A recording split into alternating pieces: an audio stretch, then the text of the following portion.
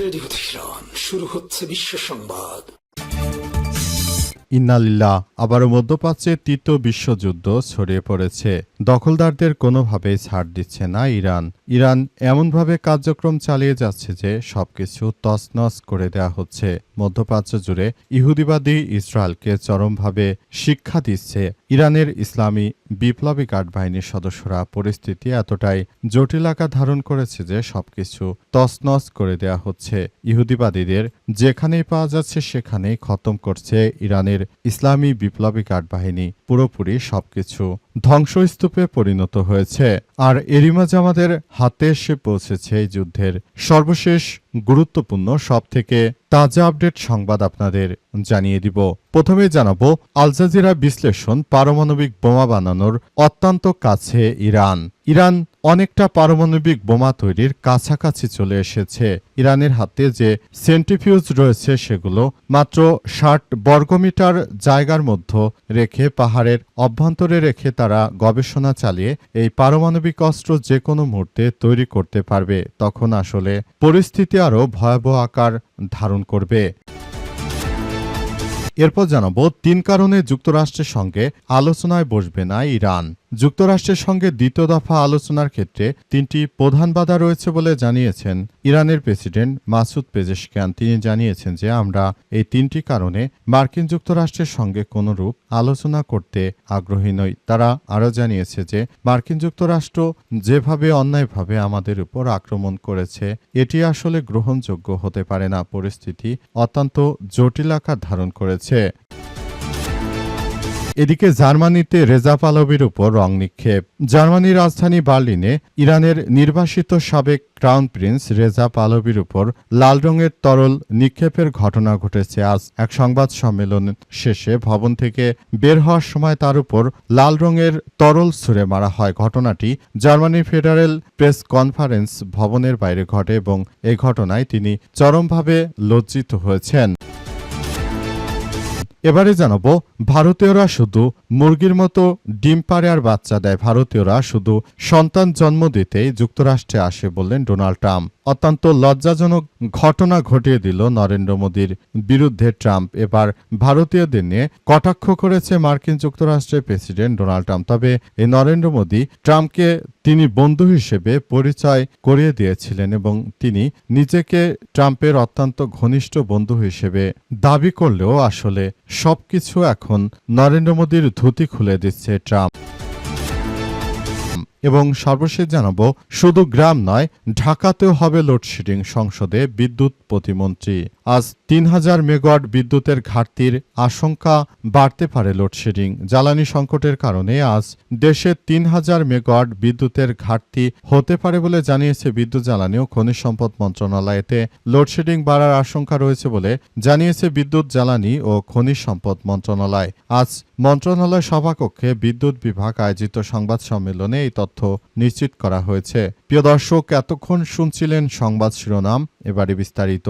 তবে তার আগে বন্ধুরা অনুরোধ থাকবে এই সংবাদটিতে একটি লাইক দিন। এই চ্যানেলে আপনি নতুন হয়ে থাকলে আমাদের সংবাদটি দেখতে দেখতে চ্যানেলটি সাবস্ক্রাইব করে রাখুন। কমেন্ট করে বন্ধুরা আপনার মূল্যবান মতামত জানিয়ে দিন আপনি বিশ্বের কোন দেশ থেকে বা বাংলাদেশের কোন স্থান থেকে আমাদের সংবাদটি দেখছেন এবং শুনছেন। আর বন্ধুরা সংবাদটি আপনার সোশ্যাল মিডিয়া ফেসবুকে শেয়ার করে বন্ধুদেরও দেখার সুযোগ করে দিন। গাজা যুদ্ধে আপনি যদি নিরীহ ফিলিস্তিনিদের ভালোবেসে থাকেন কমেন্টে ইয়েস লিখে পুরো বিশ্বকে আমাদের এই সংবাদটি দেখার সুযোগ করে দিন। এবার বিস্তারিত। আল জাজিরার বিশ্লেষণ, পারমাণবিক বোমা বানানো ইরানের জন্য কতটা সহজ। ইরান কতটা সহজে পারমাণবিক অস্ত্র তৈরি করতে পারবে এ নিয়ে নতুন করে আলোচনা শুরু হয়েছে আন্তর্জাতিক মহলে। বিশ্লেষকদের মতে দেশটির বিদ্যমান প্রযুক্তিগত সক্ষমতা, অবকাঠামো এবং এই প্রশ্নকে আরও গুরুত্বপূর্ণ করে তুলেছে নিয়ে আল জাজিরা সঙ্গে কথা হয়েছে টেট পোস্টাল। তিনি ইনস্টিটিউট অব টেকনোলজি এর বিজ্ঞান প্রযুক্তি আন্তর্জাতিক নিরাপত্তা বিভাগের ইমেরিটাস অধ্যাপক। সংবাদ মাধ্যমটি আজ এ সংক্রান্ত প্রতিবেদন প্রকাশ করেছে। মার্কিন বিশেষজ্ঞ টেড পোস্টাল বলেছেন, ইরানের ইউরেনিয়াম মজুদ ভূগর্ভস্থ স্থাপনায় সংরক্ষিত থাকায় সামরিক হামলার মাধ্যমে তা পুরোপুরি ধ্বংস করা কঠিন হতে পারে। তবে তার মতে অস্ত্রমানের ইউরেনিয়াম সমৃদ্ধ করার জন্য একটি সেন্ট্রিফিউজ ইউনিট খুব বেশি জায়গা নেয় না। প্রায় ৬০ বর্গমিটার জায়গাতেই এমন স্থাপনা গড়ে তোলা সম্ভব হলে ছোট ল্যাবে এই ধরনের কার্যক্রম গোপনে পরিচালনা করা যেতে পারে। তিনি আরও জানান, সীমিত বিদ্যুৎ ব্যবহার করে একাধিক সেন্ট্রিফিউজ চালানো সম্ভব, যা ইরানকে দ্রুত উচ্চমাত্রায় ইউরেনিয়াম উৎপাদনের সক্ষমতা করে তুলতে পারে। বিশ্লেষণ অনুযায়ী ইরান ইতিমধ্যে এমন অবস্থানে রয়েছে যেখানে প্রয়োজন হলে অল্প সময়ের মধ্যে অস্ত্রমানের ইউরেনিয়াম তৈরি করা সম্ভব বলে সেখানে জানানো হয়েছে। দেশটির হাতে রয়েছে বলে ধারণা করা হচ্ছে। ইউরেনিয়াম প্রস্তুত করা সম্ভব হতে পারে। এছাড়া ক্ষেপণাস্ত্র সহ প্রয়োজনীয় ডেলিভারি সিস্টেমও দেশটির হাতে রয়েছে। বিশেষজ্ঞরা আরও উল্লেখ করেছেন যে ইউরেনিয়াম ভিত্তিক পারমাণবিক অস্ত্র তৈরির ক্ষেত্রে পরীক্ষার প্রয়োজন নাও হতে পারে, যা প্রক্রিয়াটিকে আরও দ্রুত করতে পারে বলে নিশ্চিত করা হয়েছে। নতুন করে লেবাননের বাসিন্দাদের হুমকি দিল ইসরায়েলি বাহিনী।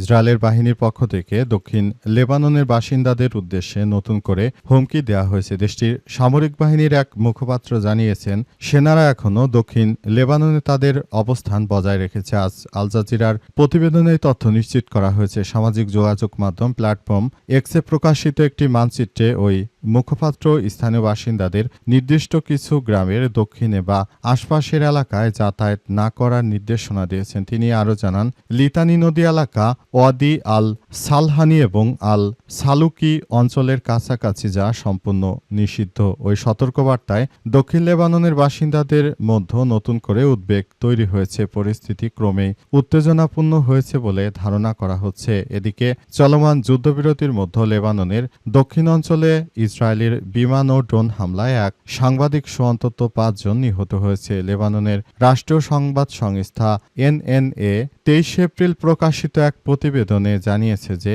লেবাননের আত-তিরি গ্রামে একটি গাড়িতে ইসরায়েলের হামলায় ভেতরে থাকা ২ ব্যক্তি নিহত হয়েছে। ইসরায়েলের সামরিক বাহিনী দাবি করেছে, লেবাননের সশস্ত্র গোষ্ঠী হিজবুল্লাহকে লক্ষ্য করে হামলা চালিয়েছে ইহুদিবাদী ইসরায়েল এবং তারা পুরোপুরি প্রক্রিয়াটি সেভাবেই করছে। অত্যন্ত দুঃখজনক হলেও সত্য যে ইহুদিবাদীরা তারা শুরু থেকেই আমাদের মুসলিম দেশগুলোকে টার্গেট করে তারপর হামলা চালাচ্ছে। হামলা করে তারা মূলত ইহুদিবাদী ইসরায়েল ও মার্কিন যুক্তরাষ্ট্রকে তারা সাপোর্ট দেওয়ার চেষ্টা করছে, কিন্তু জায়নবাদীদের যে কোনো কার্যক্রম পুরোপুরি ভেস্তে দিয়েছে ইরানের ইসলামী বিপ্লবী গার্ড বাহিনীর সদস্যরা। তারা শুরু থেকে জায়নবাদীদের বিরুদ্ধে বড় ধরনের আক্রমণ চালিয়ে সবকিছু তছনছ করে দিয়েছে। জার্মানিতে রেজা পাহলভির উপর রং নিক্ষেপ। জার্মানির রাজধানী বার্লিনে ইরানের নির্বাসিত সাবেক ক্রাউন প্রিন্স রেজা পাহলভির উপর রঙের তরল নিক্ষেপের ঘটনা ঘটেছে বলে জানা গেছে। উক্ত তরল নিক্ষেপের ঘটনায় রেজা পাহলভি অস্বস্তি বোধ করেছেন বলে জানা গেছে। রেজা পাহলভি তিনি শুরু থেকে আসলে পুরোপুরি সবকিছু নিয়ন্ত্রণ করার চেষ্টা চালিয়ে যাচ্ছিলেন। তিনি তার কার্যক্রমগুলো চালিয়ে যাওয়ার মধ্য দিয়ে তিনি মূলত আসলে একটি দায়িত্বশীল জায়গায় থেকে পুরো পরিস্থিতি আসলে নিয়ন্ত্রণ করার চেষ্টা চালিয়ে যাচ্ছিলেন। পরিস্থিতি অত্যন্ত জটিল আকার ধারণ করায় রেজা শাহ পাহলভি তিনি শুরু থেকে আসলে এই কার্যক্রম থেকে সরে পড়েন। অবশেষে রেজা শাহ পাহলভিকে যে রং নিক্ষেপ করেছে তাকে নাকি আটক করা হয়েছে বলে জার্মান ভিত্তিক সংবাদ মাধ্যমের পক্ষ থেকে নিশ্চিত করা হয়েছে। সেখানে বলা হয়েছে যে আসলে রেজা শাহ পাহলভি অত্যন্ত নম্রভদ্র একজন মানুষ। তিনি ইরানের নির্বাসিত শাহ পরিবারের ক্রাউন প্রিন্স। তার উপর যারা আক্রমণ করেছে তাদেরকে ছাড় দেওয়া হবে না এই বলে জার্মানির পুলিশ উক্ত ব্যক্তিদেরকে আটক করেছে বলে জানা গেছে। রেজা শাহ পাহলভি যখন ইরানে ইসলামী বিপ্লবী গার্ড ইসলামী একটি বিপ্লব হয়েছিল তখনই আসলে রেজা শাহ পাহলভি তিনি পালিয়ে তারপর তার পরিবার সহ ইরান ছেড়ে পালিয়ে যায়। এই ঘটনার পরই তখন থেকে মূলত আয়াতুল্লাহ রুহুল্লাহ খামেনি তিনি ইরানের দায়িত্ব পালন করেছেন এবং দীর্ঘদিন ধরে তিনি ইরানকে আধুনিক করার অনেক প্রচেষ্টা পরিকল্পনা হাতে নিয়েছেন। ইরানকে একটি সুন্দর রাষ্ট্র হিসেবে গড়ে তোলার জন্য তিনি অনেক বেশি ভূমিকা রেখেছিলেন। আর যারা শাহ বংশ ছিল তারা সবাই আসলে সৌদির মতো প্রিন্স ছিল, অর্থাৎ সৌদি যেমন রাজতন্ত্র ছিল ইরানেও একই অবস্থায় রাজতন্ত্র ছিল। তাই ইরান থেকে এই রাজতন্ত্রকে উৎখাত করার পরেই মূলত আসলে সবকিছু এভাবে চালিয়ে যেতে থাকে। ভারতীয়রা শুধু সন্তান জন্ম দিতেই যুক্তরাষ্ট্রে আসে। এবার নরেন্দ্র মোদীকে ব্যঙ্গ করলেন মার্কিন যুক্তরাষ্ট্রের প্রেসিডেন্ট ডোনাল্ড ট্রাম্প।